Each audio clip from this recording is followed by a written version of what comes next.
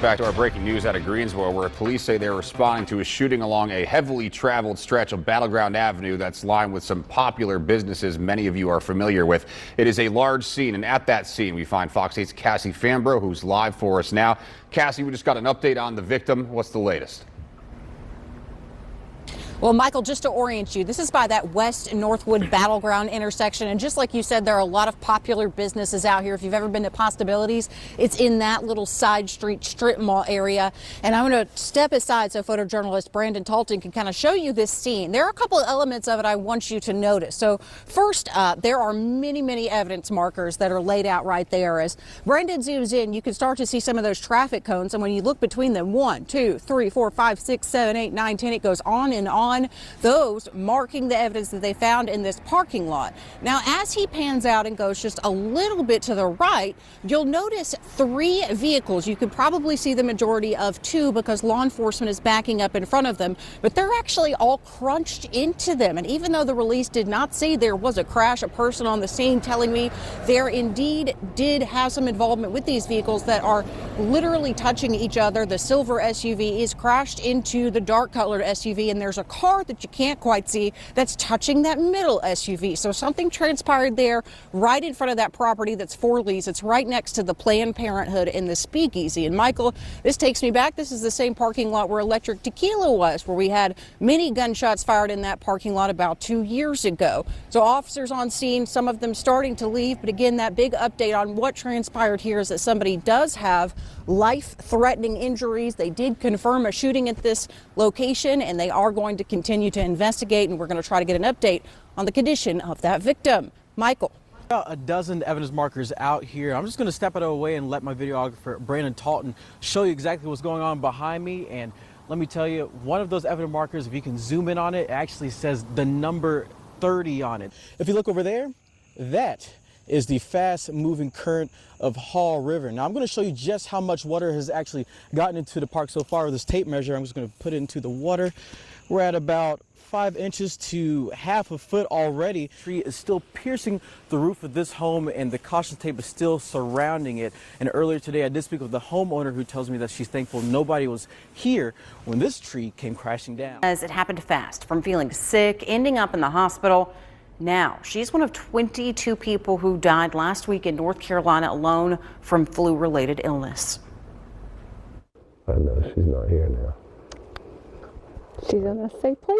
She's an angel. I know. Customers at Polly's Fine Tailoring and Alterations in Winston-Salem are grieving the loss of its namesake. Polly Barber loved the details, the way of fabric draped, the glamour of lace and satin, the victory of a perfect fit. You're still going to be able to see that sock in the front. Now you see I'm right at it. Polly's legacy lives on in her lineage. Well, my name is Sonny. I'm Polly's son. Sonny Barber now runs the business. It's part of the fabric of who he is. I've been in and out of the stores for years. I mean, when we opened, I was 7. He learned from every single stitch. But my thing is, at the end of the day, I don't want them too short. With a pincushion on his wrist, Barber says the loss of his mother is felt heaviest in silence. I still miss her yelling at me, you know what I mean? It's one of those things you can't ever take it for granted. Described as spunky and stubborn, Miss Polly started the business because she never wanted to work for another man. She lived life on her own terms until early January. It was the flu. The flu she wanted to go to the hospital. After we got there, it wasn't very long. With her being in her older age, she was one who didn't like shots or anything, so it all came together in one moment, and I think my mother was aware of it. As the family prepares to say their final goodbye. No, not a problem. Thank you. Her memory will live on in the work they do. That's what she would have wanted. At the end of the day, that's what it's all about now. Of those who have died this flu season in North Carolina, 53 people have been over the age of 63. Miss Polly was 81. She will be laid to rest this weekend. Right here with me right now. So again, congratulations on your victory. I know you're here in front of your friends and family. First, tell me, how does it feel to be the next Greensboro mayor? It feels really good because... Well, he was not only a trailblazer, but he was also the brains behind many of the sit-ins that took place right here at the Woolworth's lunch counter more than 65 years ago, and it's still preserved here at the International Civil Rights Center and Museum in downtown Greensboro. Justin Lundy, who joins us live outside the Food Lion. So, Justin, what else have you heard? Well, witnesses say that several families were inside the store at the time of the shooting that led to bullets flying through this glass window and also injuring one person. All over turkey, a 29-cent pound turkey. That's what Paris Harris says led to a shooting at this food line on North Main Street in High Point. Harris says she was working inside the store Thursday night when she was approached by a disgruntled customer. Trying to explain to him that the turkey, you got to spend $35 to get the turkey for $4.44. And he got upset over that? He got upset over that. Harris says another customer then intervened. A customer came from Register 6, ran over to the man that was all in my face, was like, this is a woman, talk to me like that. Next thing you know, they right there, confrontation go on, they fighting. The man was steady tussling, trying to get his gun out his pouch to shoot the other man. He couldn't get it, so when he did finally get the gun out his thing, he pointed at the man's face. And the man was like, oh, you want to pull out a gun? He come out this door, the other one come out that door. They met right there where them officers at and started shooting. Rockingham County farmer John Ash says these trays are filled with tobacco seeds for the first day of planting season. Hopefully in about 15 to 21 days we'll have little seedlings. He says these seeds that are taking shelter in a greenhouse will soon cover up to 75 acres. And he's getting the job done with the help of this tobacco seeder machine, friends, and business partners. It's good to have good neighbors and help. That's the truth. That's the truth.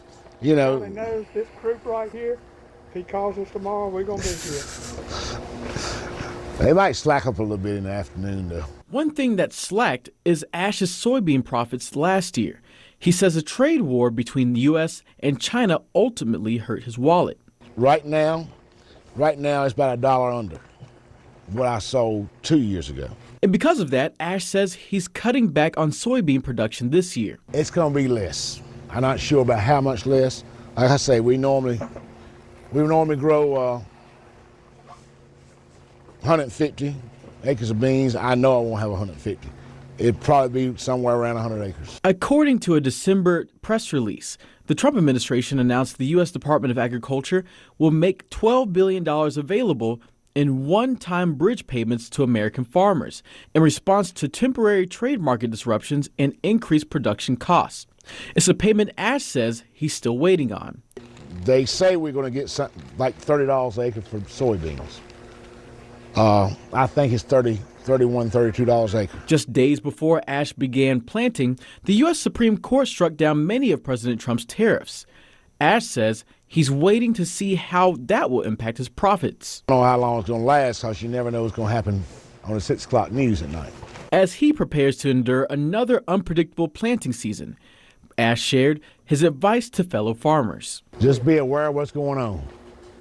Be aware of what's going on. It's everything happens in your community doesn't affect how things happen to you on the world stage. And I think a lot of people don't realize how things in Washington, in Europe, affects us right here. Answering calls. Go ahead. During a time of need, 17-year-old Lily Flores is keeping herself busy by volunteering as a dispatcher for the Banner Elk Police Department. Debris removal has been complete on Old Turnpike. 10-4. And I was ready and willing to do whatever it took to kind of help out the community. And with all of our communication down, they found a spot for me and I started dispatching and I really enjoyed it, especially the kind of rush of it all. The hurricane caused the Banner Elk Police Department to flood, so they transferred their operations to Town Hall. Do we have any pending calls? Not as of right now. Where Flores was trained to help police officers do wellness checks on every person in town. I had a really fun time learning all the 10 codes and figuring out what meant what. And so they would tell me the address and tell me whether there was someone living there, someone suspected living there, if there were animals there, if they needed help. Welfare check complete at 583 Main Street East. 10-4. Besides dispatching, the 17-year-old also answered distress calls from locals who didn't know where their loved ones were. And so there was a woman there who hadn't been in contact with any of her family members and she had pets. And so a family member had called town hall and was like, hey, I haven't heard from her. I need to get in contact. I don't know if she's safe. She has animals. She needs food and water. I found somebody who was open and didn't have anything to do at the moment, and we filled their car with stuff to provide and made sure that she was okay. Though that person was okay, Flores says she'll continue volunteering at the Banner Elk Town Hall until everyone in her community is accounted for. There are definitely a lot of people who haven't been found. There have been teachers at the high school, family members, and then it's just kind of that stuff is kind of out of my control and out of my hands, but I did what I could, and it definitely made me feel better as a person in the community, knowing that I did my job and I helped. Reporting in Avery County, Justin Lundy, Fox 8 News.